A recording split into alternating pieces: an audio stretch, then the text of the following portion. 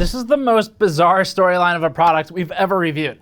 It's a handheld gaming device known as the Aya Neo. It has an AMD CPU in it. It's a Zen platform, and it, for legal purposes, should probably not be compared to the Nintendo Switch in marketing, but they did it anyway. They still compared it to the Nintendo Switch.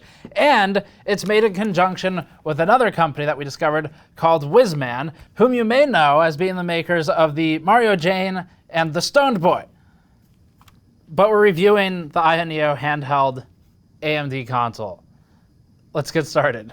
Before that, this video is brought to you by EVGA's new keyboards. EVGA's new Z20 and Z15 RGB optical mechanical gaming keyboards have abundant RGB LEDs and programmable macro keys on the left side of the keyboard. They also have a sensor to detect and turn on the LEDs when you're in front of the keyboard and turn them off when distant, offering a unique feature for keyboards. The keyboard claims a 0.5 millisecond response time and 100 million keystroke lifespan. Learn more at the link in the description below. So as stated, this thing has a really weird history that gets weirder and weirder as you dig into it and start researching.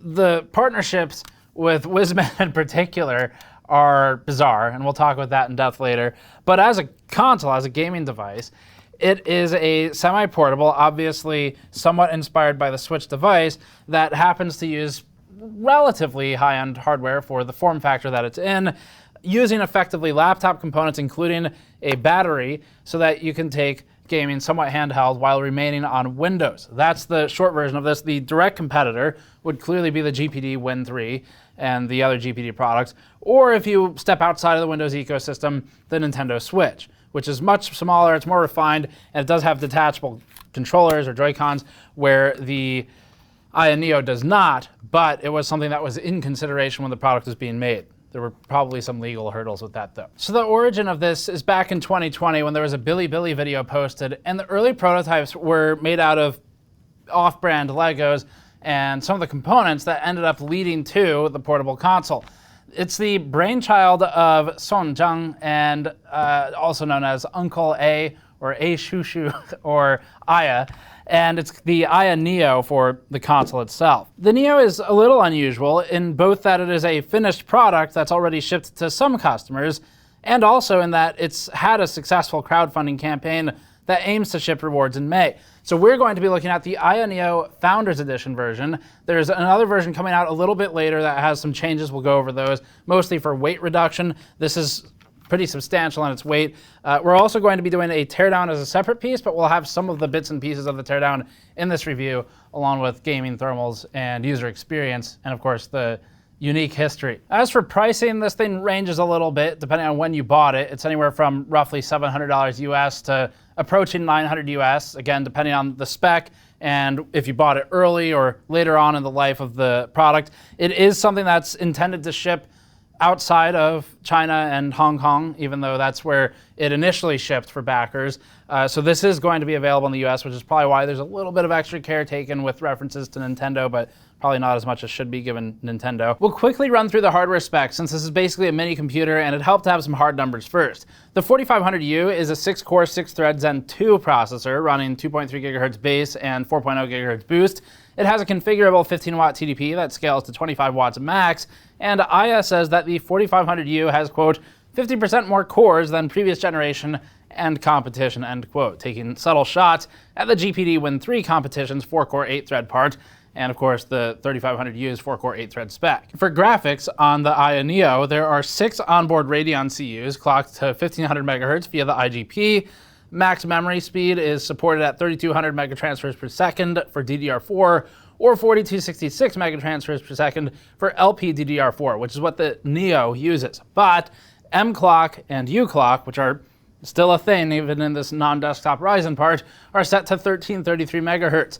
The memory ICs are mounted directly to the board, configured as 4 4GB SK Hynix LPDDR4X chips on the unit that we got. For I/O, the Neo includes an Intel Wi-Fi 6 AX200 160MHz module and a 1TB WD-PC SN530 NVMe SSD running on PCIe Gen 3. But there is a 500GB alternative for a little bit cheaper. The Neo is a single unit with integrated controllers, despite the easy switch comparisons. Actually, there was a schism because of its decision to move away from the Switch model, where the team split early on in development. More on that later. Each of the two controller PCBs is discrete and connected to the motherboard by ribbon cables. We suspect this was because the motherboard design had proceeded too far along the path of detachable controllers to turn back, but Aya has spun this into a positive by pointing out that the controller PCBs are individually replaceable. The joysticks are, as far as we can tell, literally the same ones used by molding for the Nintendo Switch. The face buttons use Xbox labels, LT and RT for triggers, LB and RB for bumpers, AXYB for face buttons, and because this is a de facto Microsoft console by having Windows on it, the labels make sense. But it's funny that even the Aya Neo doesn't want to use Nintendo's button names, because anything you can do to avoid Nintendo's attention is probably a good thing to do. There are also dedicated buttons for RGB LED control. There's an Xbox link that opens the game bar menu, a start and select button set, standard controller buttons here. There's a Windows key, a task manager button, sort of. It's just a Control-Alt-Delete button, and escape, and then a button to bring up the Windows Virtual Keyboard, which you will be using a lot and is very painful to use. Frustratingly, we couldn't find a way to redefine the button functions via firmware. You could probably do this with some kind of software, but there's nothing provided first party. Aya has stated that the warranty will automatically become void once self-disassembly and modification is made, but that it'll offer individual replacement components for sale in an odd mix of both supporting right to repair by offering individual parts and having a strict warranty. Aya has also stated that there's going to be a tutorial for users who want to replace the stock M.2 drive, with the caveat that Aya team will not be responsible for any damages made. As for BIOS, there's not much available. Delete gets to BIOS, but it's only useful for enabling NVMe versus SATA or choosing a boot device. Any clock or TDP changes have to be done within the OS. Enough of all that though, it's time to get into some benchmarking for battery life, gaming, thermals, and all the rest before we talk about some of the history of the device. Aya's website provides two tools for controlling processor power, which will become important for benchmarking. One is RMT, or Keaton Blomquist Renoir Mobile Tuning Tool, a third-party tool that doesn't require rebooting. And then there's Aya Game Tool, a first-party tool that does require rebooting and doesn't seem to work very well. We used the first-party tool initially for testing, but we ended up switching later. Aya may refine this tool at a future point in time and replace it as part of its, quote, system optimizations that it has promised. For what it's worth, the Aya tool does provide a decent amount of information about battery and charging states, but so does Hardware Info 64. And it also allows control over 3 power states. There's PM_sus, which is 5 to 35 watts, PM_fast, or 5 to 30 watts, and PM_slow, or 5 to 25 watts. There are also 4 preset profiles to choose from. We used presets high and low, shown in this table, for our benchmarking. Aya's application didn't apply settings correctly, so we ended up using RMT with Aya's preset numbers instead. The setup was fast equals 5 seconds, slow equals 275 seconds, TCTL limit is 100C, TDC is 33 amps, and EDC is 50 amps. And for more information about these settings and what they mean, you can check our previous Precision Boost Overdrive coverage, which we'll link in the description below. It's all the same for mobile as it is for desktop. In its user interface, RMT equates fast to PL2 and slow to PL1, and sustained, or STAPM, to PL0 in Intel terminology, which we'll use for brevity. Because our test passes are fairly short, however, all of the scores logged here are from within the PL1, PL2 window, so these results should therefore be treated as if the PL2 setting is pushed to the max value. Over time, performance will drop with sustained workloads unless settings are modified. But that's not unique to the Neo, and the Neo is less likely to undergo sustained non-stop workloads than anything else, just because it's more likely to be playing games than it is to be rendering something in Blender. Additionally, we kept the Neo plugged in during all testing. The Neo is capable of running more demanding games at low settings or reduced render resolutions, and Aya has posted some claims about performance numbers on its Indiegogo page. We decided to stick to games where the Neo has more of a chance to provide an actually playable experience, not just the bare minimum. We'll start with Fortnite. We used the DX11 desktop release of Fortnite on high graphics and at 1280 by 800 in full screen borderless mode, since attempting to run the game in true full screen,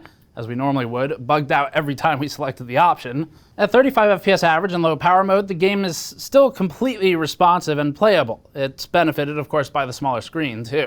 Running in high power mode increased average FPS by 12% up to 40, and dropping settings down from high to medium or low would make up for frame rate dips in intense combat.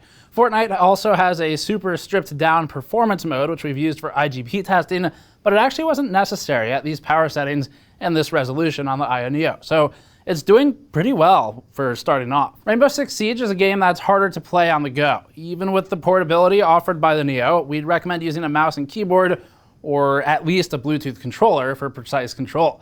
Using the same ultra settings profile from our GPU benchmark, the Neo averaged 63 FPS in low power mode and gained 9% for an average of 69 FPS in high power mode.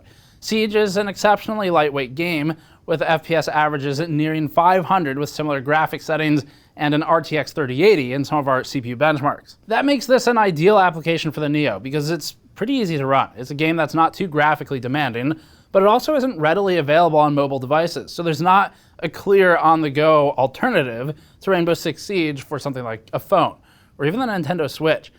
It's just, you shouldn't expect to be good at this while using the included controllers, but hooking up a Bluetooth one isn't too much extra work. Next is Rocket League. We enabled all graphics options and used high quality mode where available, including render quality, and we set anti-aliasing to SMAA.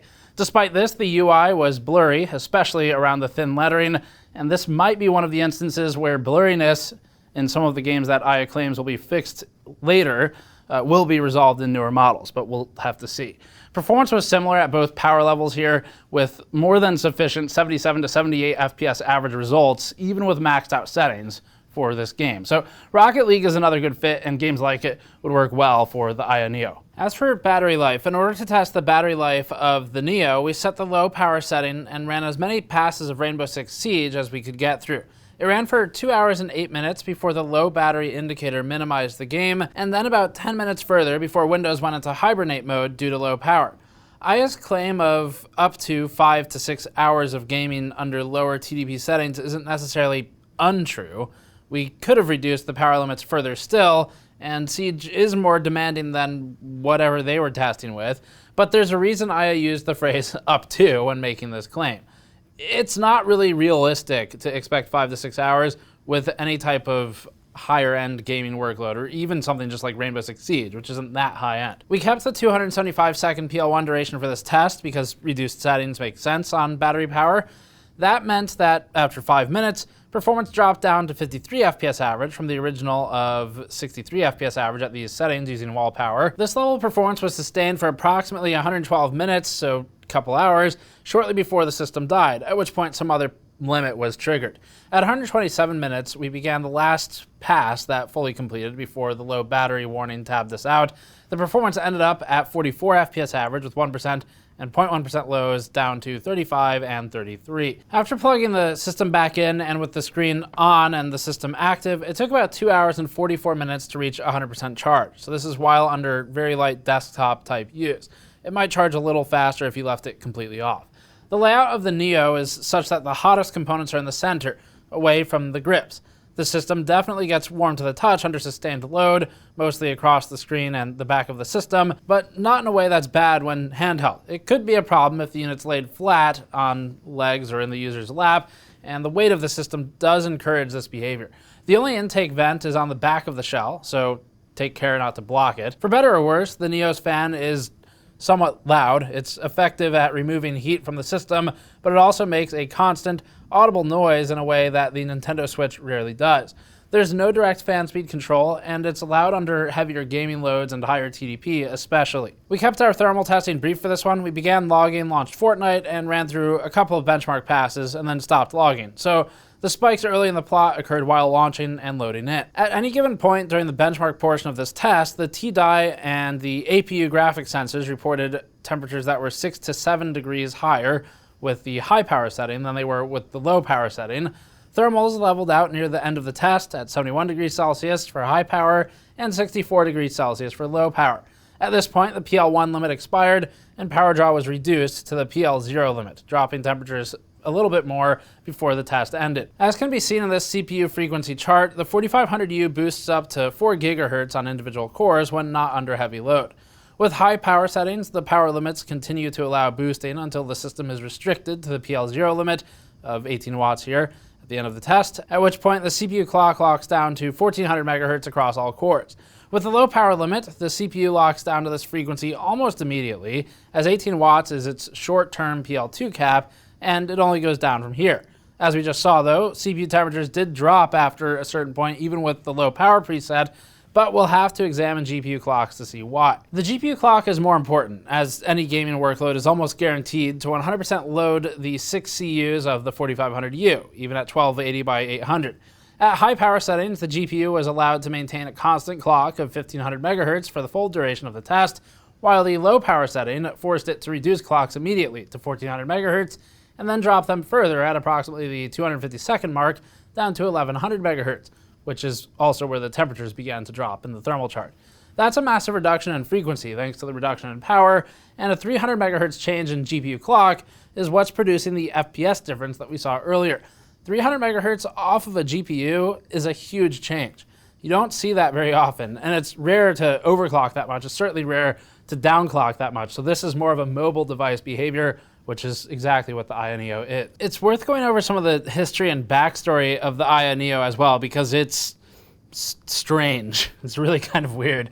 Uncle A recently granted an interview to YouTuber Taki Udon, who shed some light on the history of the Neo and his own motivations. Prior to the Neo project, Uncle A was an IT engineer and self-described game hardware enthusiast. His responses in the interview imply that he may have already had an audience on Bilibili, but the official Aya channel only dates back to April. The most significant external difference from the prototypes revealed in July and the current production design is that the prototypes still had 2 removable Joy-Con-like controllers attached to either side of the console. As noted by YouTuber Fox, Aya used gutted iPega brand controllers for prototyping purposes. Those are the same ones that were used in the original Lego-housed or off-brand Lego-housed demo. This means that the team likely never got as far as creating its own removable controllers in-house, and this seems to have been a significant roadblock. From the Taki Udon interview, we learned the following, quote, "When it came time to decide whether or not to have detachable handles, the team got into a fierce dispute. Even though we came to an agreement, we lost several people from our team. This affected the progress of the project.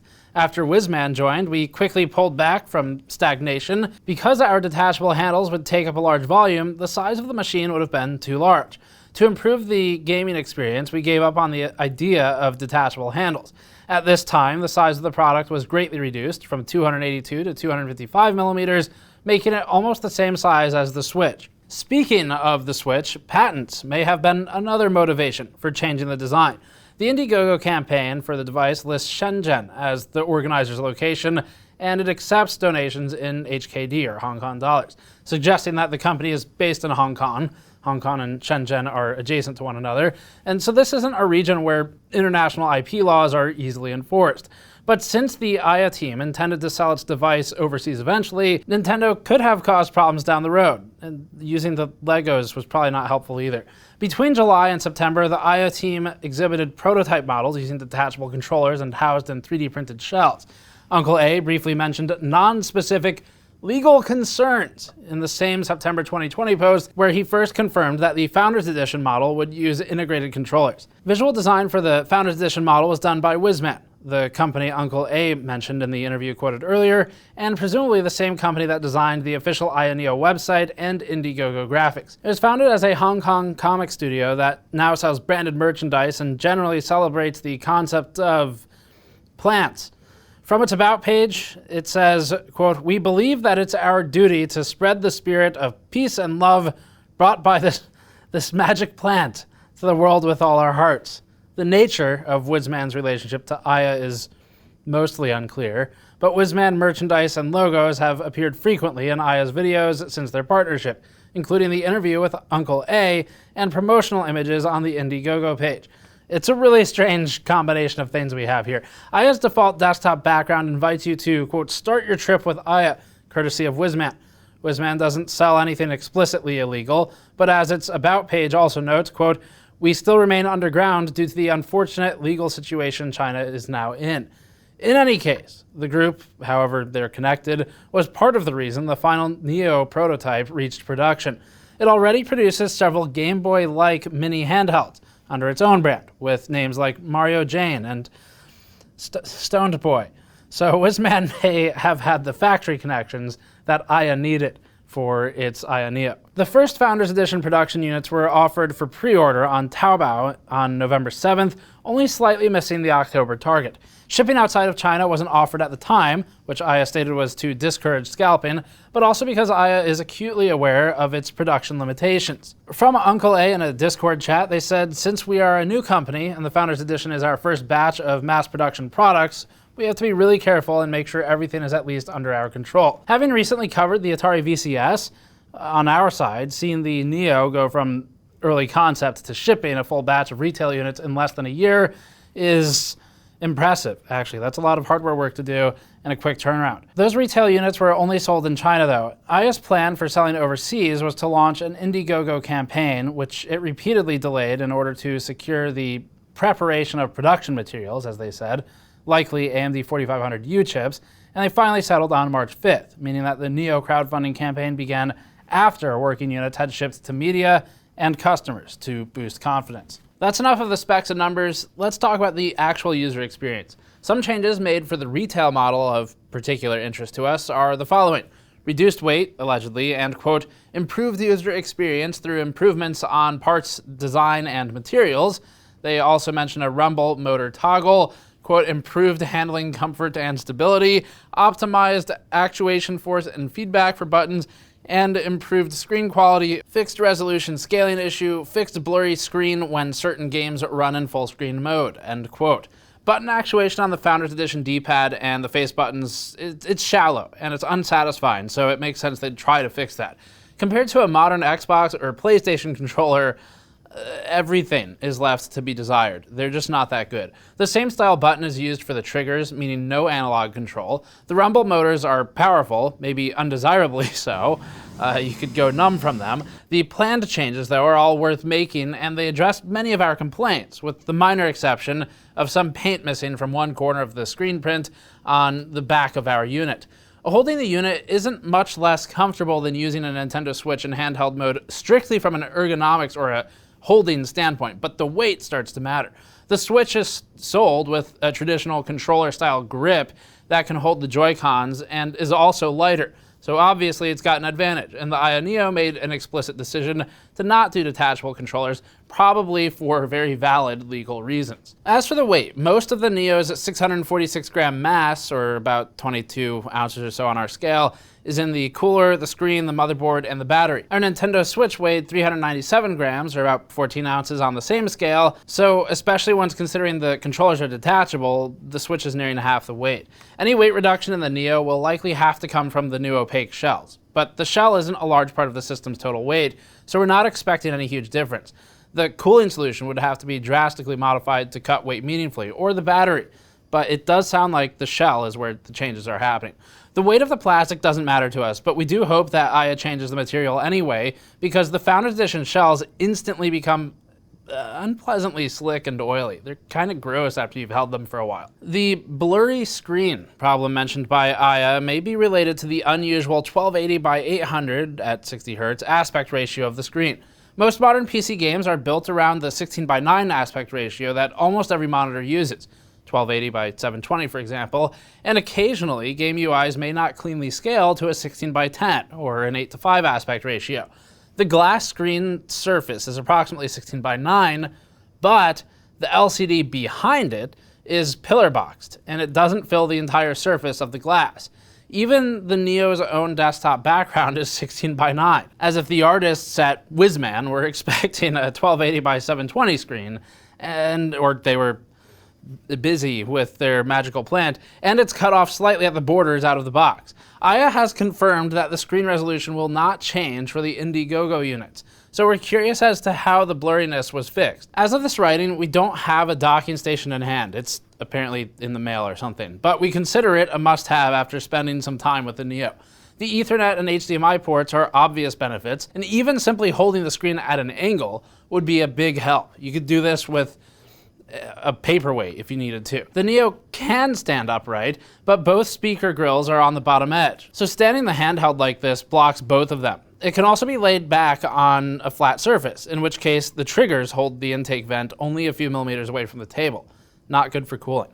Also, the two USB Type-A adapters, which were included with our Founders Edition model, didn't easily fit side by side in the top two USB-C ports. This seems like an oversight. They should have been spaced out just a little bit more, or an adapter that was more shaved down for plastic housing should have been included. So a docking station with two Type-A ports built in would make it much more convenient to connect to a wired mouse and keyboard while charging. Of the three built-in USB Type-C ports, the bottom one and the upper right one can be used for charging. The upper left one cannot. Sticking the charger into the upper left port doesn't blow anything up, but it is confusing that one out of the three identical ports can't be used for charging or video output. Markings on the packaging confirm that this is intentional and not a malfunction with our unit.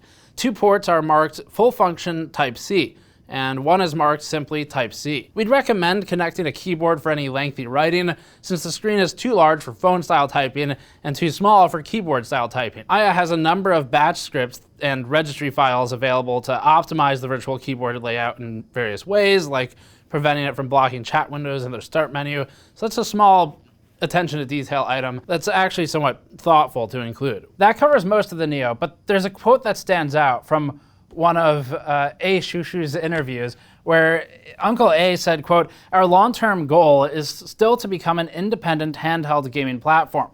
We want most games to be optimized for our handheld so that players can achieve the optimal gaming experience.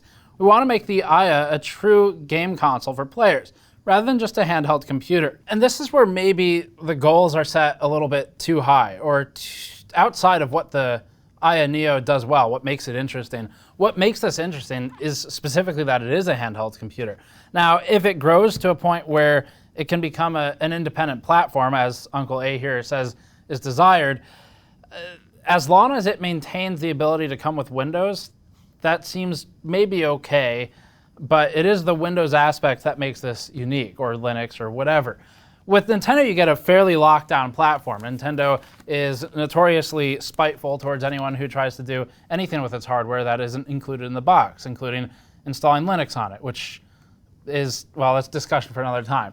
But competing with Nintendo or anyone else who makes a handheld device, well, I guess there's the Vita at one point, but competing with large console makers in handheld device territory is maybe a losing battle. It's not going to be an easy fight. That's not to discourage the Aya Neo from achieving those dreams, but it's to say that perhaps it's better to kind of evaluate what's already being made here and try to improve on this rather than completely change what it is. The Aya Neo is like an ultra-compact handheld laptop. We can't say whether it's better than any of the other products like it, because it's the only one we've really tested truly like it so far.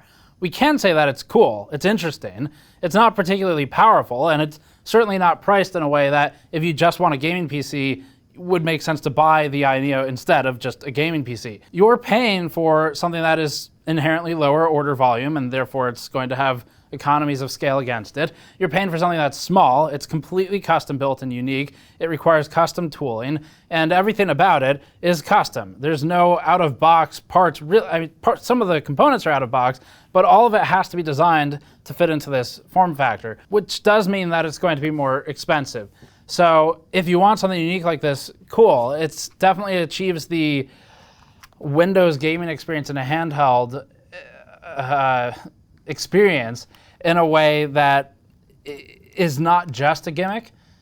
This is something that you could use. I could see myself taking this onto a plane and using it. I'd probably bring my own controller with it and find a way to prop it up, maybe using a case or some optional add-on later, but find a way to prop it up, attach a controller, and now you've got a portable Windows machine. It's a little bit smaller than a laptop, and it's very targeted in its use case. Shouldn't really be planning to use it for much of anything else outside of gaming, because this is horrible to type on unless you also bring a keyboard, and now you might as well bring a laptop. Now there's the GPD WIN3. We haven't ever actually really worked with those. There's probably a couple other handhelds like this too, and please sound off in the comments with any that you may have heard of or that you're interested in. And if this is something that people want to see more of, we'll buy a couple of other ones and take a look at them. But for now, that's the Aya Neo. Very unique, very interesting, and strange entanglement of history that was kind of fun to research. But check back for the teardown. That'll be up separately.